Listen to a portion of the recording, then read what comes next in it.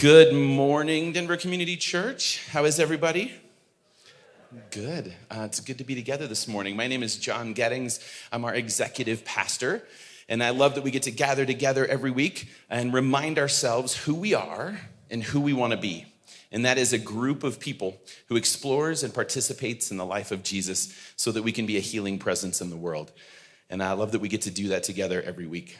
So a few things for you this morning, just some ways to get connected and to continue to involve yourself in the life of the community. First of all, this building really is gorgeous, isn't it? It's also old. And so it takes a lot of work to kind of maintain this building. And so a few times a year, we like to get together as a community and do a work day to kind of continue to clean and organize and work on projects. And so next Saturday from 9 a.m. until 2 p.m., we're going to have a work day here. We'll have breakfast and lunch. And so whether you have amazing skills and can come and work on projects, or if you can just come and help clean and organize some things, we'd love to have you come next Sunday. You can RSVP through our website or through our app if you can join us, and we'd love to have you do that. Another thing, one of the reasons we exist as a faith community is to connect, is to build relationships with one another. And we have opportunities for that on Sunday and during the week, but we wanted to create a really special one next Sunday. So after our gathering, we're gonna hang out downstairs in our ballroom. We're gonna have a catered taco lunch, and we're gonna get to know one another a little bit. So we'd love to have you join, whether you have a lot of friends that you wanna bring and just hang out with them for a good meal, or you wanna meet somebody new. Join us next Sunday, downstairs in the ballroom, 11:30. No need to RSVP. We'll have lots of food for us. Sound good? So join us for that. And then, as always, we just want to invite you to give financially to DCC as well. You've heard us say before that as people of faith, we want to function as holistically generous people with our time, with our talent, and with our resources, with our finances as well. And so our hope is that you're able to continue to give generously to DCC so that we can do all the things that we're called to as a faith community. Obviously, all of your financial giving doesn't have to go here, but we encourage some of it too, so we can just do all the things, again, that we're called to do. So you can give this morning with cash or check from those envelopes in the seat pocket in front of you, or you can give through our website. You can also text Denver Church to 77977 and give that way as well. So if you fill out any cards from that seat pocket, put anything in envelopes, make sure you put those in the silver gift boxes along that back wall on your way out. And it's good to be together. So if you would stand now, if you're able, and we're going to enter our time of worship. Thanks so much for being here. I am grateful this morning to get to introduce you to our guest teacher this morning, Mike Goldsworthy. Mike served for several years. Woo! Hey. Let's get away from each other. Mike served for several years as a pastor in Laguna Beach, California, where he still lives with his wife and 2 teenage kids. He also has worked as a professor and is the creator, cultivator, kind of convener of a network of churches and pastors and people who are finding themselves increasingly in this post-evangelical space, which is actually where a lot of our work with, our interaction with Mike comes into play. Mike does a lot of coming alongside individuals and helping them in transitions, and in particularly through the process of deconstruction and reconstruction, which I think a lot of us can relate to here. And also specifically comes alongside pastors and churches and helping them navigate these post-evangelical realities. So we're really excited to have him here. If you would join me in giving him a warm welcome. Thanks. Thank you, Becca. Well, thank you, DCC friends. It is a gift to be with you all, genuinely. And I wasn't planning on sharing this, but as Chad was leading us through that liturgy that was important and powerful, I was remembering Friday, March 13th, 2020. And that was the day that the world shut down for a lot of us. That was the day that schools closed down. But there was another experience that my family had that day. I had gone to pick up my daughter from school. She was in junior high at the time, and I had picked her up, and my wife was going to pick up my son. He was in high school. He was a freshman. And as I had my daughter in the car, and we were driving, and we were talking about how schools were shutting down and all that was going on, I get a call from my wife, and she says, Isaac's school has an active shooter right now. He's on lockdown. I can't get a hold of him. And we pulled over the car and we sat there texting him, texting his friends, not hearing anything. 10 minutes goes by, 20 minutes goes by, and we finally get a text message back from him. And it felt like hours. We finally get a text back from him, and he said, they tell us to turn off our phone during when there's an active shooter, and I did that. And we're like, but nobody else did, and everybody else was hearing from their kids. And we had this moment, and as soon as that wave of relief hit us when we found out that he was okay and that everybody in the school was okay and that the police had gotten the active shooter, when we found out we had that wave of relief, I turned over to my daughter and I was crying, and I said to her, Kate, I am so sorry that you have to grow up with this. I'm so sorry that this is normal for you. I'm so sorry that this is the kind of world that we're handing over to you. We've got to do better, and I know that your generation will do better. And I tell that to you because this is one of the things that I appreciate about this place, about this community, about this church, is that this is one of the places that I know you all give me hope, not just for the church, but for the kind of world that we're creating, that not only the kind of world that you and I get to be a part of, but the kind of world that our kids and their kids will get to be a part of. And communities like this give me hope. I remember several years ago, it was the very first time I came out here to DCC. I had formed a relationship with Michael, your pastor, and I had come out here to visit some family. We have family out in Castle Rock, and so I come out to visit some family. I was going to be here over the weekend, and so I drove down and came to church. It was at the other location when you had that, the Wash Park location, and I remember sitting in the corner, and I was trying to make sense of my pastoral vocation. I was trying to make sense of the reality of church life and even the way that my own faith was growing and expanding and changing, and how do I make sense of all these things? How do I integrate all these things? What do I even do with this? Is there a future for the church? Is there a future for me in the church? What do I do? And I remember as I sat in the corner, I felt like I began to catch a glimpse of the church being reimagined for me. And that's some of what my experience of DCC has been, that this is a special place. It's a gift for me to be here because this is a special place. I know it's a special place for you and here locally for those of you that are a part of this church. But I want to tell you, it's a special place for a lot of us beyond the borders of Denver, beyond the borders of Colorado. It's a special place for a lot of churches who are trying to reimagine what does it look like to be the church in our time and our place, and how do we grab a hold of this ancient faith, and how do we also reimagine it for the future, and how do we do that, and what does that look like? And this has been a really important and special place for all of that. And so I'm so grateful for you all, and I'm grateful for the work of healing that you all are engaged in and committed to.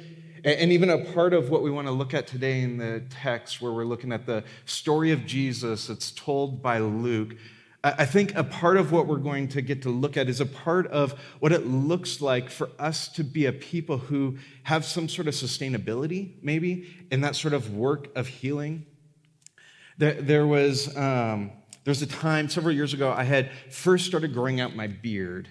And this is how you start all good stories. I had first started growing out my beard, and it was a good beard. I mean, Colorado, you would be proud of my beard. It was big, it was burly, it was kind of gnarly. In fact, I was doing some work with an organization at the time, and it was remote work. And so they'd asked me, would you send in a headshot of yourself so we can pass it along to our staff so that when they're interacting with you, when you're on phone calls with them, when you are emailing, that they have an idea of who they're talking to.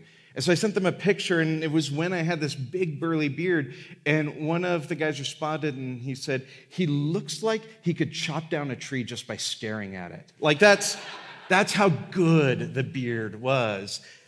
And at my church at the time, you all probably don't experience this because Michael is such a much more engaging and generous person than I am. I'm super awkward in conversations. And so people in my church are constantly trying to figure out, how do we relate to you? How do we be friends with you? How do we talk to you? And so they're always looking for something, some connection point. And so when I was growing my beard, people would come up to me and talk to me about it because they wanted some connection point. And I started to develop these standard responses, and somebody would be like, hey, what's it been like to have a beard and grow a beard? What a weird conversation. But this is what we would talk about in Long Beach, California after church services.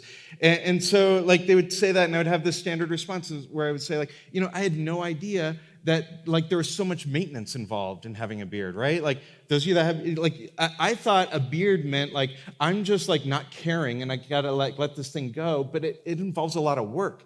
And so I would like talk about that. And there was this one time that an older couple came up to me and they said the same thing that so many of us said, like, what's it, like, how's it been growing a beard? What's it been like for you? And I said something slightly different that I'd never said before. I said, you know, I had no idea that there'd be so much manscaping involved in this. And the woman, this older woman, her eyes get real big and she says, what did you just say? And I said, yeah, like I had no idea. Like I have to do so much manscaping now. And I had just no idea. And she leans in real close and she says, because there's all these people around, and she whispers, she says, Mike, I don't think that means what you think that it means.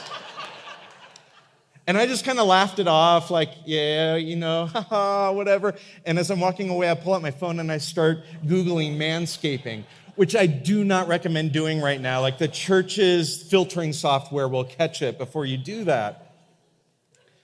I have found I often have these experiences, these encounters with the scriptures where I'm bringing something to the text. I'm bringing some sort of understanding, some sort of like my experience, my lens, those things. And I have these constant experiences where I find the text saying to me, I don't think that means what you think that it means. And as we get into the passage that we're looking at today, there's this encounter that Jesus has, several encounters, where he begins being given a moniker. He begins being said about him that he has power and authority. And what I expect that to mean, what I expect that to look like, the way I expect power and authority, the implications of that and how it works itself out, I find the text asking me to lean in and say, like, I don't think that means what you think that it means. And so we're gonna pick up in the story of Jesus as Luke tells it in Luke chapter 4. We're gonna start in verse 31. Here's what Luke writes. He says, Then he, Jesus, went down to Capernaum, a town in Galilee, and on the Sabbath he taught the people. They were amazed at his teaching because his words had authority. There's something about the way that he communicates. There's something about the way that he teaches that it grabs people and it pulls people in this different kind of way. It's different than what they're used to. And the difference, according to Luke, is that it's because his words have authority. Now, that doesn't seem to me what I might make it mean. If I'm ascribing somebody as having authority, what I often mean by that is that they agree with me. And I agree with them, and so therefore they have authority. I was pastoring at this church, as Becca mentioned. It was in Long Beach, and I was there for 19 years. And one of the things that I discovered that would happen is after I would preach, that people would come up to me and they would like compliment me and say, like, oh, that was a really good sermon. Thanks, Mike, for that good sermon. And like early on, like that felt really good. But then over the years, what I began to realize is that when people would come up to me and they'd say that afterwards, what they actually meant was this. That they were saying, Mike, what you have said has just confirmed all the convictions that I already came in here with. And so thank you for not stretching me, and thank you for not challenging me, and instead thank you for giving me more fodder to use against people who I already disagree with. We often recognize authoritative voices based off of beliefs, convictions that we already hold to, and so we'll end up with these confirmation biases, assigning authority to something or someone because of a conviction we already have. But that doesn't seem to be what causes Jesus' words to be recognized as having authority. In fact, in the parallel telling of the story, the way that Mark would tell it, Mark has an additional sort of like couple of words that give us maybe a little bit of insight here. Mark would say it this way, that Mark says that the people were amazed at his teaching because he taught them as one who had authority, not as the teachers of the law. Somehow his teaching is differentiated from the teachers of the law. They're the ones who knew the right things, who had done the right training, who were in all the right positions. They're the ones who in that cultural context would have been given an authoritative voice. And yet Jesus is the one who's having authority, is seen as having authority as he speaks. And we start to get a little bit more of a picture of why, I think, as the story continues on in Luke, verse 33. In the synagogue, there was a man possessed by a demon, an impure spirit. He cried out at the top of his voice, "Go away. What do you want with us, Jesus of Nazareth? Have you come to destroy us? I know who you are, the Holy One of God." "Be quiet," Jesus said sternly. "Come out of him." Then the demon threw the man down before them all and came out without injuring him. Now, whatever it is that's being identified as being possessed by a demonized spirit, like Luke doesn't seem to be concerned with trying to figure that out. There's no explanation about like, well, what is that exactly? How did that happen? When did that happen? What does that mean? And we can really easily, in a text like that, you can easily end up in the weeds where you're trying to like conjecture about like, what does this actually mean? What was actually going on here? Was it actually really some sort of supernatural force? Was it something that they identified at the time as a demonic force, but maybe now today we would have a different understanding? And if we were having that same experience today, we might give it a different label. We might have different language for it today, and we can get kind of caught up in a bit of conjecture. But if we do that, we're gonna end up missing what actually matters more here to Luke, that there's some kind of evil influence at work in this man, and it's keeping him from living in wholeness. This evil influence is keeping him in like the biblical language for what it's keeping him in is bondage. It's keeping him from the good, free, beautiful life that he's designed and created for. It's keeping him from being able to live out of his truest, fullest self. It's keeping him trapped. And maybe you'll remember from a few weeks ago, earlier on in Luke, that Jesus says this kind of work, this kind of freeing, this kind of healing is actually at the heart of his mission. Here's what he would say in Luke chapter 4, verse 18. He says, "The Spirit of the Lord is on me," that God's Spirit has empowered me to proclaim the good news to the poor. He sent me to proclaim freedom for the prisoners, recovery of sight for the blind, to set the oppressed free, and to proclaim the year of the Lord's favor. With authority and power, he does this. He's been empowered by the Spirit to bring freedom for those who aren't free, for those who are missing the good, free, beautiful life that God has designed and created them for, to break them free from whatever it is that's holding them captive and keeping them from that life. He has been uniquely empowered by the Spirit to do that work. And when he does that work that he's been uniquely empowered by the Spirit to do, here is the response, verse 36. All the people were amazed, and they said to each other, "What words these are! With authority and power he gives orders to impure spirits, and they come out." And the news about him spread throughout the surrounding area. With authority and power he does this. The recognition, it seems, of the authority and power of Jesus that sets him apart from others, maybe who are teaching even similar things, maybe who are saying some similar things at times. The thing that seems to give him authority and power seems to have to do with him living out the things that he is uniquely able to do because of the Spirit's empowerment. Which leads me to recognize that there are ways that you and I actually have power and authority in our lives as well. In these places where you and I have been uniquely empowered by the Spirit. The language that we use to talk about this in church at times is a language that sometimes carries with it some baggage for some of us, but we might talk about having a calling and feeling called to a thing. And some of us have tried to distance ourselves a bit from some of that kind of language because it's been a bit heavy. It's been used against us. There's been some damage and hurt that's been done with it. But what it simply is saying is this way of saying that there's a deeply rooted passion. There's some sort of like pulling. There's some sort of tugging that's happening. That when you quiet your own voice long enough, you begin to sense the voice of the Spirit pulling you in this direction. And the Spirit, she never pulls you in a direction that's other than who you are. She's never pulling you in a direction that like diminishes your passions. You're never being pulled in a direction that's about denying who you are, but in a way that's actually moving you towards the fullness of who you are. One author, Frederick Buechner, that when he was talking about like how to identify and understand what this is, he would talk about it this way. He says that it's the place where your deep gladness meets the world's great need. This intersection of your deep gladness meeting the world's great need. And my guess is that you have some sense of what that is. Some of you have some language and definition around it. Maybe you aren't able to name it, but there's this sense, isn't there? There's something that's pulling. There's something that's tugging. There's some sort of deep resonance and joy, and it's like I can't not do this thing. Whenever it is that you're doing that thing, whenever it is that you live that out, you're bringing more wholeness into that space, and you're bringing more beauty into that space. You're bringing more goodness into that space. And wherever you're living that out, that intersection of your deep gladness, meeting the world's needs, you're experiencing that. And maybe for some of you, that gets to happen in your job.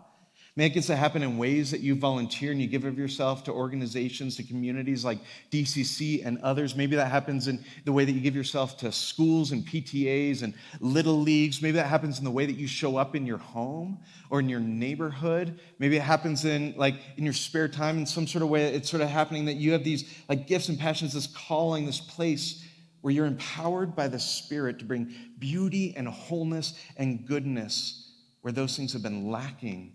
Or maybe where those things have been oppressed, or maybe they're just latent and they need to be called out. And when you live that out, that unique way that you have been empowered by the Spirit, when you live that out, it seems that other people take notice of it. People begin to recognize you for it. People start asking you about it. They ask for your advice in that area. They ask you for help in that area. They ask you to do things with them or for them in that area. Perhaps we could say that as that's happening, as you begin to live that out and you get this sort of recognition, that becomes this place of power and authority for you. And it's in those places. It's in the places of our greatest strengths, the places of our power and authority, where we have the highest capacity to live out of a shadow side. It's in that place where people recognize your power and authority that you will be most prone to give in to your false self. Where the greatest gift that we have to offer the world becomes the very thing that can cause the most hurt and pain for ourselves and for others. It's this dichotomy that the very thing that you are uniquely empowered to do can also be the very thing that can wreak havoc on lives. And you've seen this, you've experienced this, right? You have seen it with leaders who have this incredible charisma that they're able to call people to this cause and to move people to that. And then we've also seen those same leaders who use that same charisma for self-serving, damaging purposes. We've seen others who just seem to have this gift of service, that they are uniquely able to see other people's needs and come alongside them and help them and care for them. And we've also seen some people who have that kind of gift actually use it to passive-aggressively manipulate other people.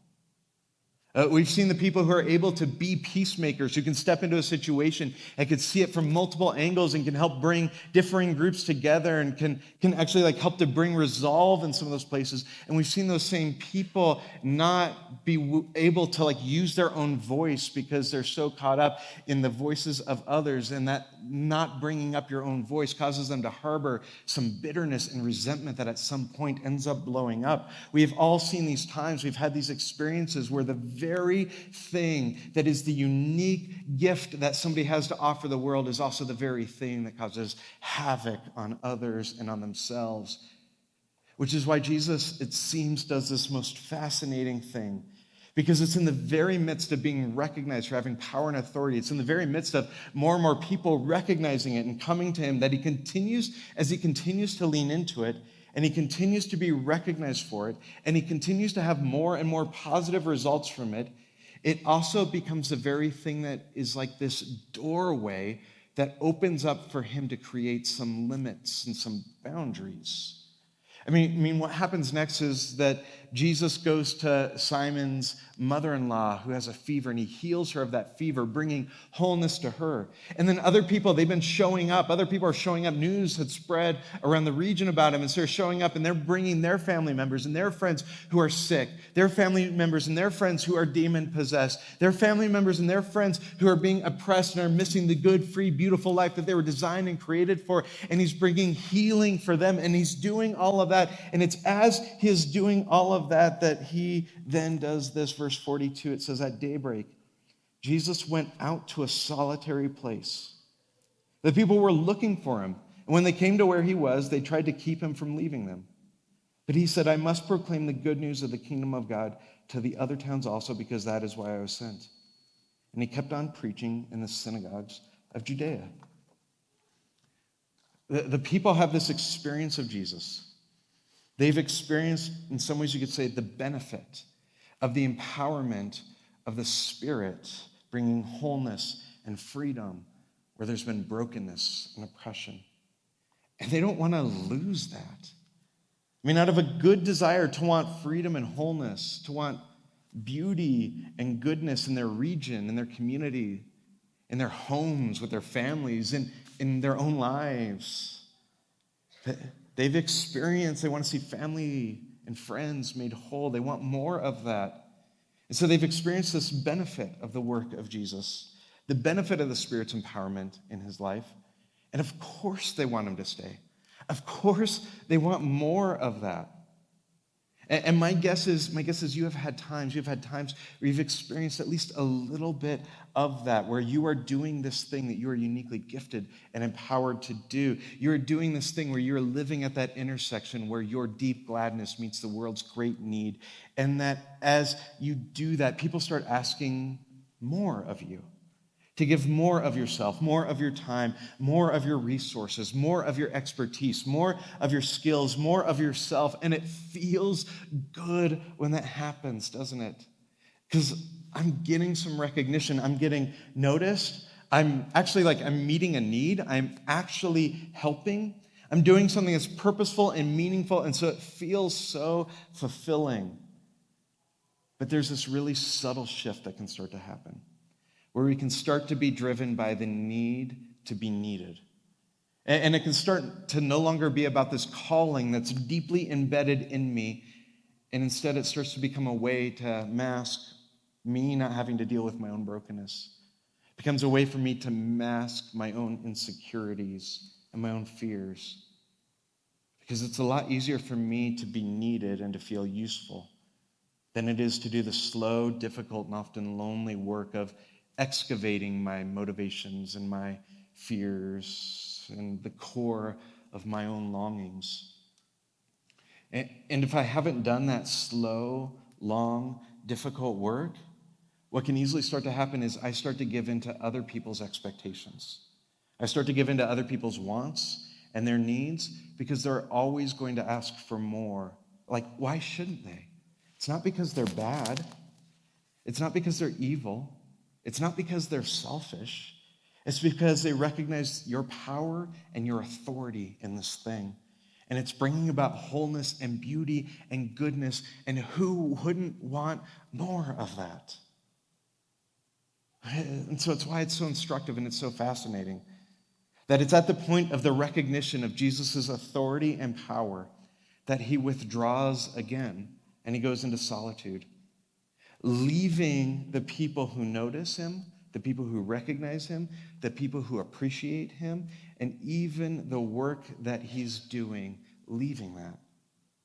Because it's in solitude and it's in silence where you gain clarity about yourself, where you gain clarity about your calling, about your motivations, about your fears, about your insecurities, about your own brokenness that isn't yet dealt with.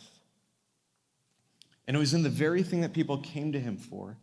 It was in the very thing that he was recognized for. It was in, maybe you could even say, like his sweet spot that he withdraws. And out of that withdrawal, he then comes back with clarity and focus that he then limits his work. I mean, it seems to me to be completely counterintuitive from what we'd expect and from what some of us, at least, have been culturally conditioned to do. Because it's at the moment where I'm getting more recognition, where I'm getting more accolades, where I'm meeting more needs, where my work, my engagement is going like this, that it seems that what you should keep doing is you keep going like this. Because there's something happening. I'm being used in some sort of way. And there's something happening here where like I'm actually helping people and I'm doing this thing and it feels good and like meaningful and I'm doing that. And so like I can keep expanding and it can keep growing and growing. And what Jesus actually does is this counterintuitive thing where he actually limits it. And he says, I've got to leave here. There's other things that I need to do. That's why I've been sent. Parker Palmer, in his great book, Let Your Life Speak, which is a book everybody should read at some point. He says, our problem as Americans, at least, he says, among my race and my gender, which for him is white and male, is that we resist the very idea of limits. We regard limits of all sorts as a temporary and regrettable imposition on our lives. I mean, what I should keep doing is this, because to do this is an imposition.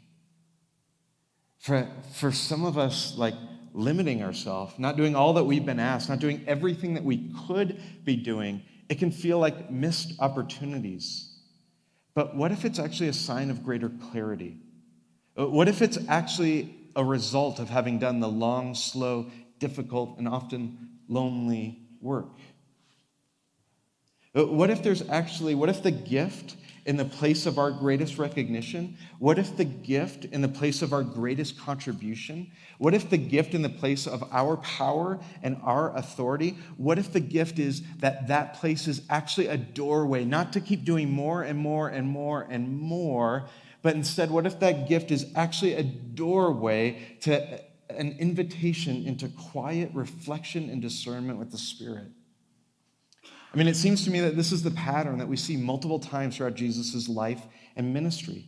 That there's this recognition of the work that he's doing. Luke calls it his power and authority, that he's uniquely empowered by the Spirit to do. But as Jesus is recognizing the work that he's doing, what we often then see him doing is some sort of withdrawal. And out of that withdrawal, out of that solitude, out of that even like wilderness at times, he then comes back with greater clarity and focus. So there's this recognition of power and authority, there's this withdrawal, and then there's this re-engagement with clarity and focus. It's out of the withdrawal that Jesus comes back clear that he has to move on from there, because it's in that withdrawal that he's able to recenter himself on what his calling is, on what his power and authority, on how it's supposed to be used, instead of just what other people want from it. And this process or this cycle of growing into the spaces where we are called, of recognizing where our deep gladness meets the world's great needs, of what it looks like for us to own and recognize our own power and authority, that cycle is not necessarily to do more and more and more with it, but to instead see that as a doorway that opens us up to doing the work of withdrawal that can cause us to then re-engage with greater clarity and focus. And I want to tell you, friends, that I am in the midst of doing this work along with you. I join you in this journey. At 29 years old, I became one of the youngest megachurch pastors in the United States, leading this church that I had been a part of in Long Beach. And in the circles that I was in the crowds that I was a part of, that led to certain kinds of recognition and accolades. It led me to being sought out for advice and invitation into groups and experiences that made me feel like I had made it. And I remember saying to somebody, I'm not sure where to go from here, because in my 20s, I've already hit the pinnacle point of my career, which is a very arrogant 20-something thing to say. But what began to happen, and I was saying because it felt good and fulfilling, but what had begun to happen was that over time, a subtle unconscious shift started to take place, where there was a role that I had been playing in order to keep at that position. There was a way that I had to be in order to keep getting that same recognition and to keep getting more of that recognition. I remember at one point what had happened was, because I hadn't realized I was playing this role, and we had brought in this consultant to do some work with our church to help us understand a little bit better of who our church was, and to figure out what are some next steps that we should be considering taking as a church.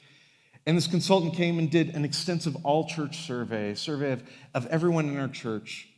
They then came and spent 2 days with focus groups of the most invested people in our church. And then after that, I hadn't met the consultant at this point. Somebody else had hired the group and arranged it all. And so after all of that, I then had an hour meeting with the lead consultant, where her role was to get to know me more and to understand sort of how I saw the church. And so as we were talking, we were about 30 minutes into our conversation, and she stops me. And she says, Mike, I would imagine that you must be experiencing quite a bit of anxiety. And I said, I am. And in fact, it keeps getting increasingly worse and worse every single year to the point where I'm having debilitating panic attacks now. I said, but like, how would you know that? Like, we're not talking about that. And she said, well, we've just done this extensive survey of your church. We've spent 2 days in focus groups with your most invested people. I feel like I have a pretty good idea of who your church is. And after spending these last 30 minutes with you, I'm starting to get an idea of who you are.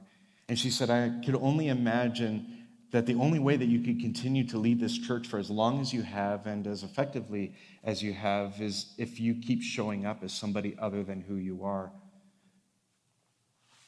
And she was right. And what shocked me the most was that I hadn't realized that I had been doing that.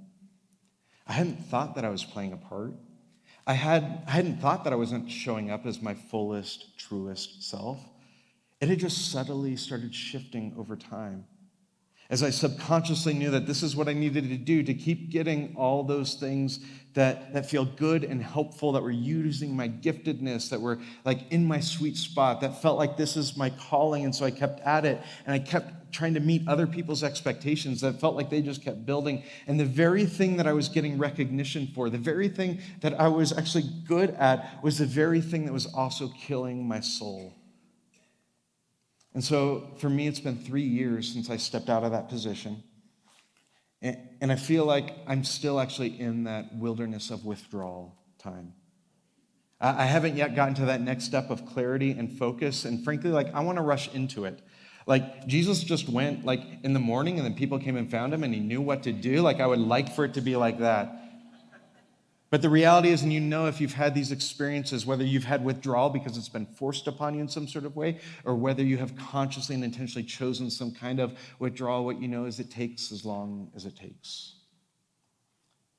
And so it seems that there's a cycle that we will all go through, and we go through it multiple times as we continue moving towards living out the unique way that we've been empowered by the Spirit. There's going to be recognition of that from yourself, recognition of that from others. You're going to be needed and wanted for what you have to offer. It's this place of power and authority for you. And if you have awareness of enough, you will intentionally have times and spaces where you'll withdraw from that, to do the work of excavation that helps you to realign your motives, that helps to provide clarity and focus, so that when you come back and you re-engage, you will let some people down because they want you and they maybe even need you. But as you re-engage, may you be able to say like Jesus, I must go do this instead, because that's why I've been sent. And so, DCC, as you continue to be a community who explores and participates in the life of Jesus so that you can be a healing presence in the world, we need you to be a healing presence in the world. And so may you follow the pattern of the life of Jesus, the pattern of the life of the one who brought healing to the world. May you follow that same pattern as you do that own work in your lives. Can I pray for you?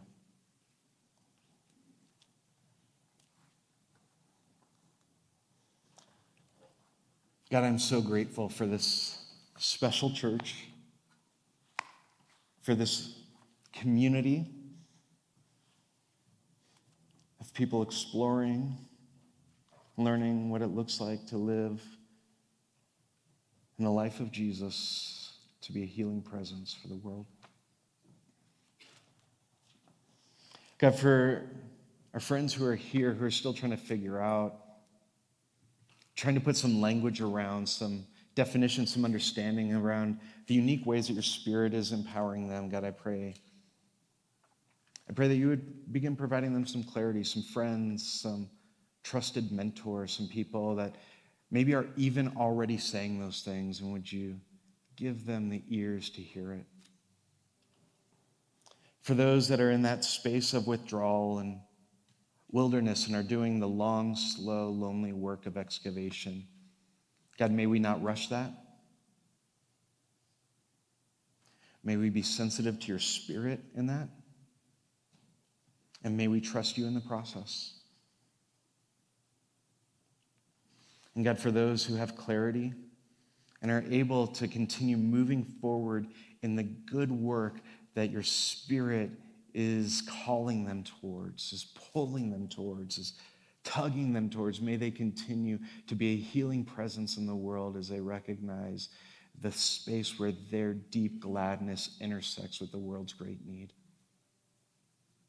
And so, God, may we learn from, may we pattern ourselves after, may we be inspired by, and may we just trust the patterns of the life and work and ministry of Jesus in our own lives as well. And we pray it in the name of Jesus. Amen. Amen. Grace and peace to you, friends.